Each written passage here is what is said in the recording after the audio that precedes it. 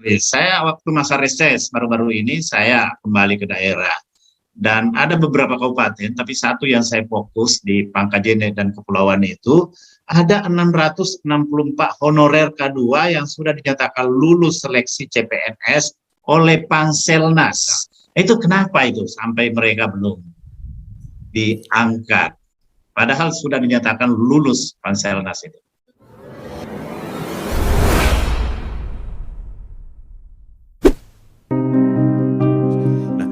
Tes ini kan karena ada aturannya gitu dari Undang-Undang Pendidikan. Syarat di Undang-Undang Pendidikan itu bahwa seseorang yang mengajar harus punya sertifikat pendidik.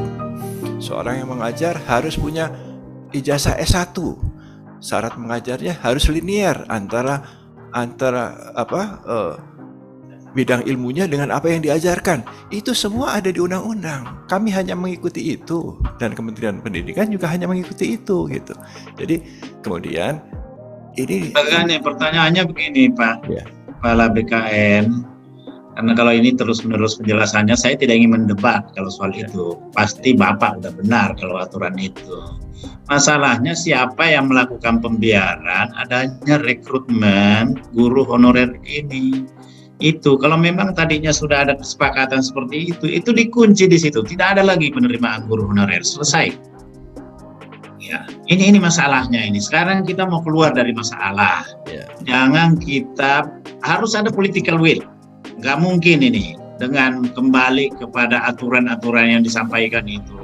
Karena itu saya kira memang tidak bisa selesai dengan rapat kerja seperti ini, tapi harus dengan yang lebih tinggi, dengan presiden harus.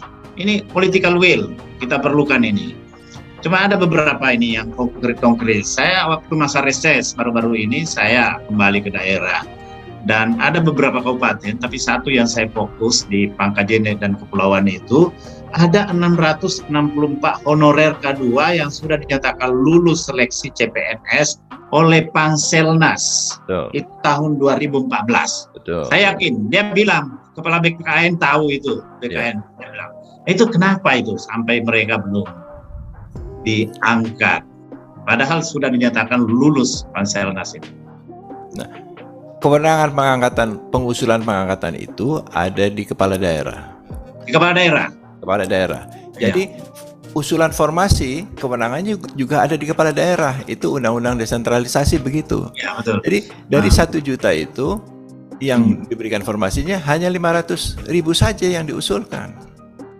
Ya. Nah ini jadi yang pangkep ini kasus satu kasus ini bagaimana kira-kira penyelesaiannya itu sudah lulus mereka, tapi tidak diusulkan oleh kepala daerahnya dan bukan hanya di Pangkep, di banyak tempat begitu. Iya itu betul banyak tempat begitu. Banyak tempat yang lengkap datanya dikirim ke saya ini. Di Klaten juga begitu, di banyak tempat seperti itu. Dan kami karena kewenangannya ada di pejabat pembina kepegawaian yang dalam hal ini adalah bupati atau wali kota, tidak bisa menetapkan NIP kalau tidak ada usulan dari itu nggak bisa diintervensi dari pusat. Tidak bisa Pak, karena itu undang-undang pemerintah daerah adalah kewenangan mereka. Apa alasannya mereka itu untuk tidak menetapkan? Saya tidak tahu Pak, banyak mungkin alasannya gitu. Karena mungkin mereka tidak mendukung dalam pilkada, karena bukan yang direkrut oleh mereka ketika banyak alasan seperti itu. Jadi itu yang kami di BKN tidak punya kewenangan seperti itu.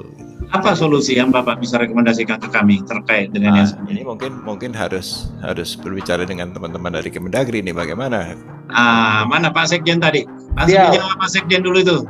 Atau itu bilang sama Pak Tito itu dia selesaikan itu, kawan baik itu. Siapa? Jadi memang Pak kan ini kan kebijakan di Undang-Undang 23 adalah bagian daripada reformasi yang sudah sangat kita pahami dan kita sepakati pada saat Orde Baru dianggap tidak mampu mencapai pencapaian tujuan bernegara. Yang tadi saya sebutkan bahwa kita merubah strategi pencapaian tujuan bernegara dari politik sentralisasi ke politik desentralisasi. Karena itulah kita menyerahkan kewenangan-kewenangan tadi Bapak sesuai dengan format Undang-Undang 23. Karena itulah bentuk daripada politik desentralisasi. Maka tapi Sekjen ini korban ini guru honorer kalau diserahkan ke mereka sementara mereka tidak mau mengangkat karena dari 664 itu ada 300 orang yang direkomendasikan tidak masuk di 664 itu. Iya Bapak. Karena pusat harus turun ini Pak. Iya. Pak, izin Bapak. Siap. Ya. Jadi Pak, ini kan tadi saya sampaikan ini kan pada saat kita memulai memberikan formasi kepada pegawai P3K sesuai dengan kesepakatan dengan DPR, tapi yang sudah dijelaskan Pak Kepala BKN tadi dan juga masukan-masukan dari DPD, maka kita siapkanlah formasi sampai lebih 1.000 kalau masalah saya. Dan itu kan yang diajukan bupati-bupati kan cuma tak sampai separuh. Seperti itu. Nah, itulah persoalannya. Tapi kami menganggap masih memberi ruang bahwa bupati di tahun ini yang anggarannya sedang berjalan realisasinya. Memang kesulitan seperti yang tadi digambarkan Wali Kota Tangsel. Sebenarnya Wali Kota Tangsel termasuk wali kota yang mempunyai fiskal yang kuat. Tinggal mau atau tidak menggeser. Alhamdulillah dia bilang sama Bapak tadi dia akan menggeser. Itu pasti bisa kalau dia mau menggeser. Semua daerah pun kalau mau menggeser bisa Pak. Karena dalam format Undang-Undang 23 2014 itu sudah disebutkan. Siapapun yang menjadi bupati, kewajiban pertama Anda adalah mengurus 6 urusan wajib. 1 yang pertama itu tentang pendidikan, 2 kesehatan. Nah cuman kan kita tahu bersama nih, pada saat kita turun ke lapangan, bupati kan dihadapkan pada permintaan yang sedemikian masif dan luasnya, bukan hanya soal pendidikan. Itulah yang membuat anggaran di APBD itu Pak, yang tadi saya sebutkan bagai kain pendek. Bagi perempuan berkain pendek, tarik ke bawah nampak dada, tarik ke atas nampak kaki. Ini Pak.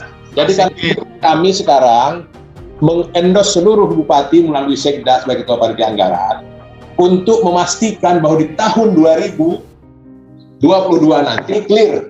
Tidak ada lagi kejadian seperti ini. Kalau Pak Menteri, Pak kita sudah clear, kita sudah terbitkan Permendagri Pak, Permendagri nomor 6 tahun 2021. Sudah jelas kita jelaskan.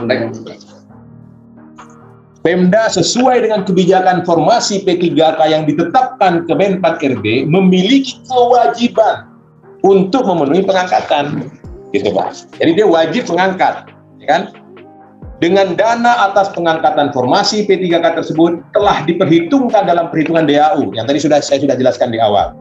Kebutuhan formasi P3K tercantum sebagai bagian dari belanja wajib. Iya. Yaitu paling sedikit 25% dari alokasi dana transfer umum. Clear. Jadi apa punishment-nya Pak Sekjen? Nah, itu Pak. Karena kan di tahun 2021 ini, pada saat proses-proses ini berjalan, kan APBD mereka ada ketok palu Pak, di akhir tahun 2020 dulu.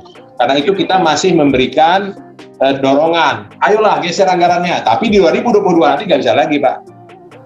Tahun 2022 dia tidak patuh pada ini, kita akan beri punishment. Dan saya mohon saran Bapak, kira punishment-nya apa, kita siapkan nanti sepanjang dalam kerangka Undang-Undang 23.